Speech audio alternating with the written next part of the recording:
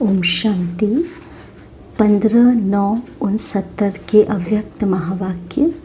याद के आधार पर यादगार।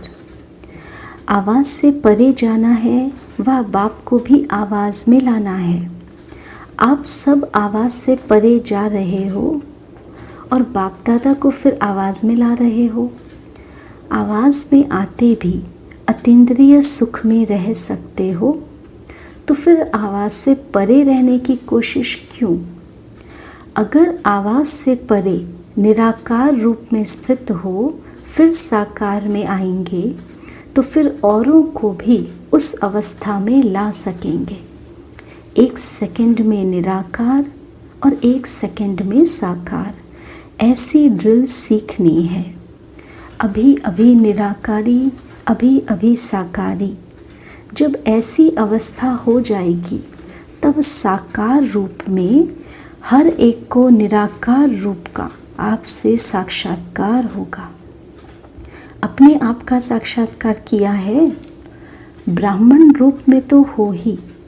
अगर अपना साक्षात्कार किया है तो क्या अपने नंबर का साक्षात्कार किया है? और कोई भी आपका रूप है जिसका साक्षात्कार किया है? अपने असली रूप को भूल गए? वर्तमान समय आप किस रूप से युक्ति युक्त सर्विस कर सकते हो? जगत माता। आज तो विशेष माताओं का ही प्रोग्राम है ना। रहना माता रूप में ही है, सिर्फ जगत माता बनना है। माता बिना पालना नहीं कर सकते। आज माताओं को किस लिए बुलाया है? वर्षे के अधिकारी बन चुकी हो कि बनना है? वारिस बन चुकी हो कि बनने आए हो? वारिस हैं तो वर्षा तो है ही, कि वारिस बनी हो मगर वर्षा नहीं मिला है? वर्षे के हकदार तो बन ही चुके हो। अब किस कार्य के लिए आई हो? बाप दादा ने जरूर किसी विशेष कार्य के लिए बुलाया होगा। स्टडी तो अपने सेवा केंद्रों पर भी करते रहते हो, कोर्स भी पूरा कर चुके हो, मुख्य ज्ञान की पढ़ाई का भी पता पड़ गया है। बाकी क्या रह गया है? अब नष्टो मोहा बनना है। नष्टो मोहा तब बनेंगी जब सच्ची स्नेही होंगी। जैसे कोई भी चीज़ को आग में डालने के बाद उसका रूप रंग सब बदली हो जाता है, तो जो भी थोड़े आसुरी गुण, लोक मर्यादाएं हैं, कर्म बंधन की रस्सियाँ, ममता के धागे जो बंधे हुए हैं, उन सबको जलाना है। इस स्नेह की अग्नि में पड़ने से यह सब छूट जाएगा, तो अपना रंग रूप सब बदलना है। इस लगन की अग्नि में पड़कर परिवर्तन लाने के लिए तैयार हो। जो चीज़ जल जाती है वो फिर ख़त्म हो जाती है, देखने में नहीं आती।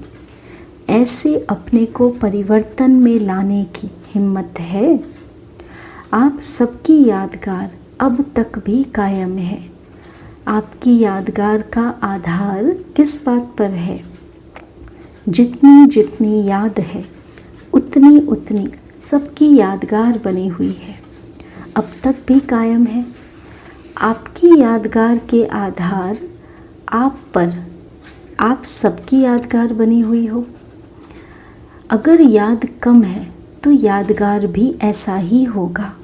अगर यादगार कायम रखने का प्रयत्न करना है तो पहले याद कायम रखो, फिर उस आधार पर यादगार बनना है।